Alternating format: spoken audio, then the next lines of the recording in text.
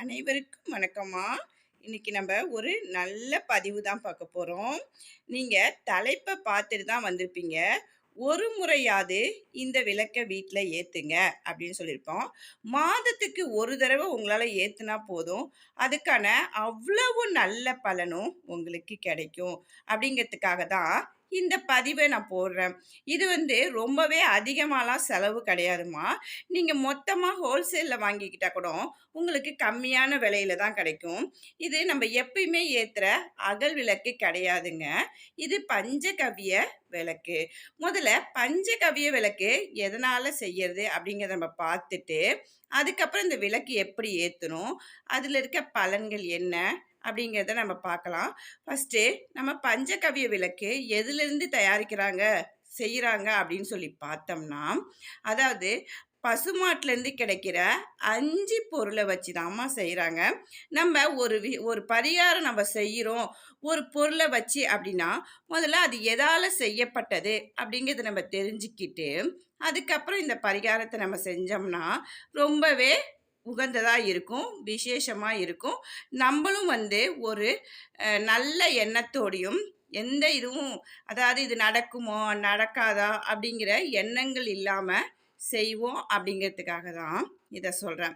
இப்ப நம்ம லக்ஷ்மி அப்படின்னு சொல்லும்போது, கோமாதா அதாவது பசுவ தான் நம்ம அ கும்பிடுவோம். அதே போல தான் நம்ம ஒரு வீடு கட்டி குடி போறோம் அப்படின்னு சொன்னோம்னா, முதல்ல பசுமாட்ட தான் லக்ஷ்மிய தான் வீட்டுக்குள்ள கூட்டிட்டு வரோம். அப்ப பசுமாட்டுக்கு செல்வம் அப்படின்னு சொல்ற இன்னொரு பெயரும் சொல்றாங்க. இதெல்லாம் ஏன் உங்களுக்கு நான் சொல்றேன் அப்படின்னா, இந்த விளக்கு நம்ம ஏற்றும்போது எந்த அளவுக்கு நமக்கு பலன் கிடைக்கும் அப்படிங்கிறதுக்காக தான் இத சொல்றேன்.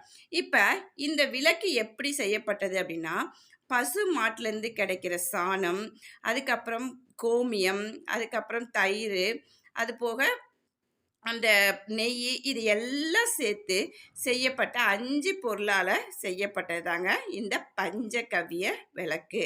இதால நம்ம பசுமாட்டுலேருந்து கிடைக்கிற பொருளால செஞ்ச ஒரு விளக்க நம்ம வீட்ல ஏத்தும்போது அவ்வளவு ஒரு விசேஷங்க. நம்மளால தினமும் ஏத்த முடியல அப்படிங்கிறவங்க மாதத்துக்கு ஒரு முறையாவது இந்த விளக்கை ஏத்தணும். இதை ஏற்ற பலன் என்னென்ன அப்படின்னு சொன்னோம்னா, நம்ம வீட்ல இருக்கிற பிரச்சனைகள் முற்றிலும் தரும்.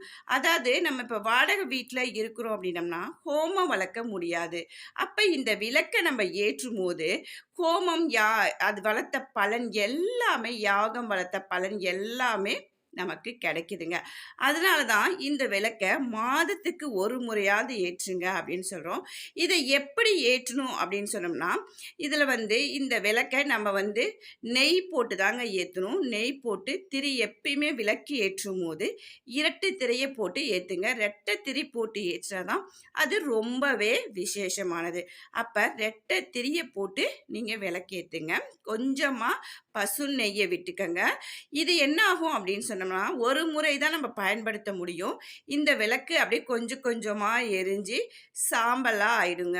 சாம்பலா ஆயிட்டு, அந்த சாம்பல நம்ம என்ன பண்றோம் அப்படின்னு சொன்னோம்னா, ஒரு டப்பால எதுலயாவது எடுத்து வச்சுட்டு, தினந்தோறும் நம்மளுடைய வேலைக்கு போறப்பயோ, இல்ல வீட்ல இருக்கும்போதோ, நம்ம குளிச்சு முடிச்சுட்டு, இந்த திருநீர நம்ம பூசிக்கிட்டோம் அப்படின்னு சொன்னோம்னா, நம்மகிட்ட இருக்க எல்லா அதாவது நெகட்டிவ் என்னென்ன கெட்ட எண்ணங்கள், நம்மகிட்ட யார் நம்மள கெட்ட எண்ணத்தோட நெருங்குறாங்க அப்படிங்கிறது எல்லாமே நம்மள விட்டு போயிடுங்க.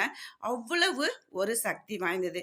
சரி இந்த விளக்க நம்ம எப்ப ஏற்றலாம் அப்படின்னா, எப்பயுமே யாகம் வளர்க்கும்போதும் நம்ம எப்ப செய்வோம்னா, அதாவது பிரம்ம முகூர்த்தத்துல காலையில தான் செய்வோம். அதே போல தான் மாதத்துக்கு 1 நாள் மட்டும் நீங்க இது மாரி உங்களால முடிந்தால் வெள்ளிக்கிழமை செய்யுங்க. வெள்ளிக்கிழமை செய்யுங்க. இல்லம்மா எங்களால முடியாது அப்படிங்கிறவங்க, மாதத்துக்கு ஒரு முறையாவது இந்த விளக்கை ஏற்றுங்க.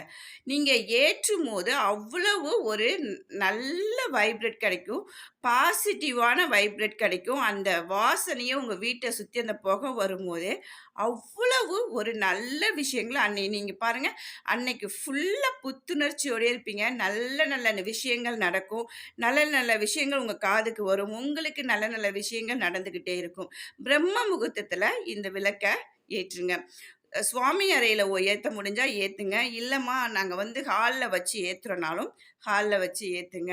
கொஞ்சம் வந்து புகை அதிகமா வரும். புகை வர மாரி நீங்க கொஞ்சம் எல்லாத்தையும் ஜன்னல்லாம் திறந்து விட்டுட்டு, நீங்க இத ஏத்தும்போது, அவ்வளோ ஒரு நல்ல விஷயமா உங்களுக்கு நடந்துகிட்டே வரும்.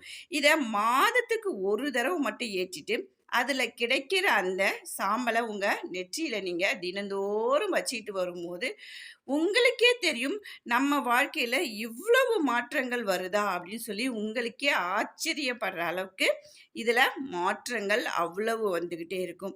இதே போல உங்களுக்கு நல்ல பதிவு வேணும் அப்படின்னு நினைச்சீங்கன்னா, என்னுடைய சேனல சப்ஸ்கிரைப் பண்ணுங்க, லைக் பண்ணுங்க, ஷேர் பண்ணுங்க. வாழ்க வளமுடன்!